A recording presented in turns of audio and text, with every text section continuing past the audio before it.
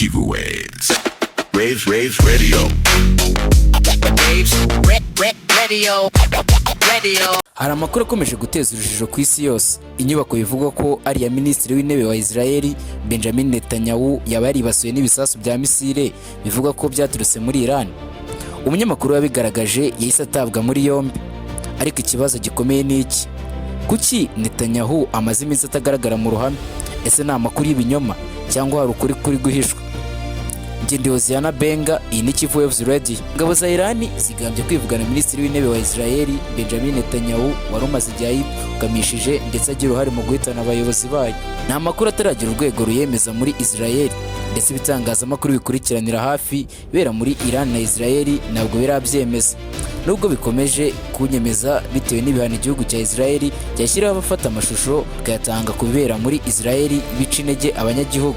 Umwe mu bamaze gutabwa muri yombi ni umunyamakuru wagaragaje ko inyubako isanzwe ituwemo na Minisitiri w'Intebe wa Israel Benjamin Netanyahu yasenwe n'ibisasu bikekwa ko byamuhitanye.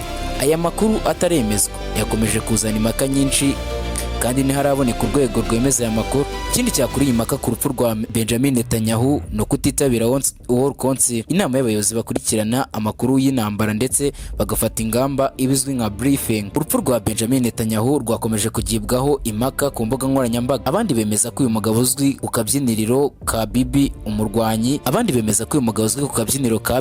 umurwanyi kabuhariwe yaba yapfuye. Ni amashusho yashyizwe ku rubuga rwe rwa X ariko akaza gusibwa. Yavugaga ko abaturage ba Israel bagomba kwizera ubuyobozi bwabo kandi Minisitiri w'Intebe ameze neza. Kaje gusibwa. Ikindi amashusho yanyuze kuri televiziyo y'igihugu yerekana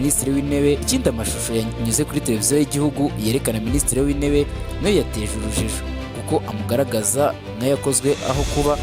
Impuguke zivuga ko amashusho agaragaza ko Minisitiri w'Intebe Netanyahu afite intoki eshatu kandi asanganwe intoki eshanu.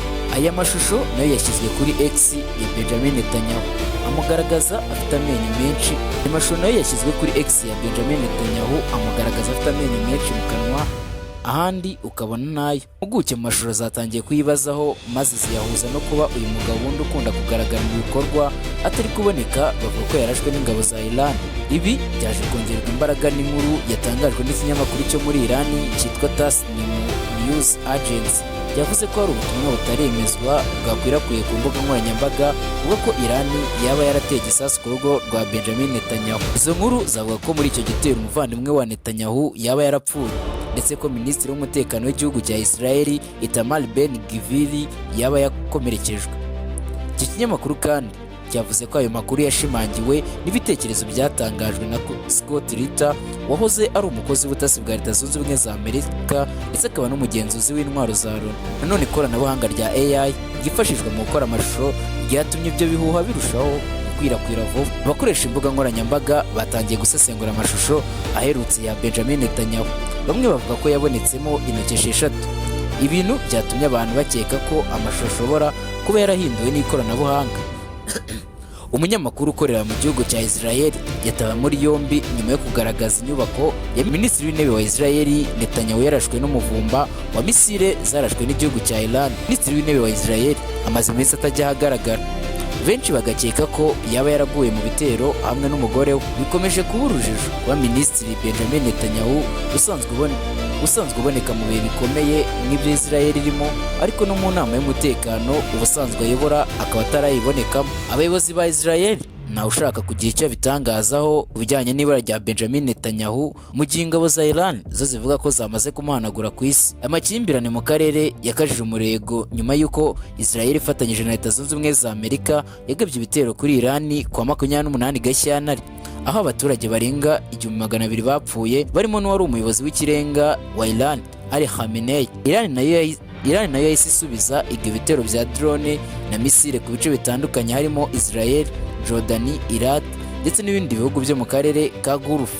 Bivuga ko ibyo bitero byari bigamije gusenya ibikorwa byose bya gisirikare bya Leta Zunze Ubumwe za Amerika. Kuva ku wa 28 Gashyantare misile 3 za Iran zinjiye mu kirere cya Turkiya ariko zirahagarikwa. gusa Iran yahakanye ko ariyo yarashize misile zavugaga ko zerekeje muri Turkiya, Azerbaijan, Cyprus y'Abagereki. Mu gihe ibi byose byabaga, umuhungu wa Ali Khamenei witwa Motaba Khamenei niwe wahiswemo kuba umuyobozi mushya w'ikirenga wa Iran mu cyumweru gishize. Ese gupfa kwa Benjamin Netanyahu byaba ari iherezo ry'intambara?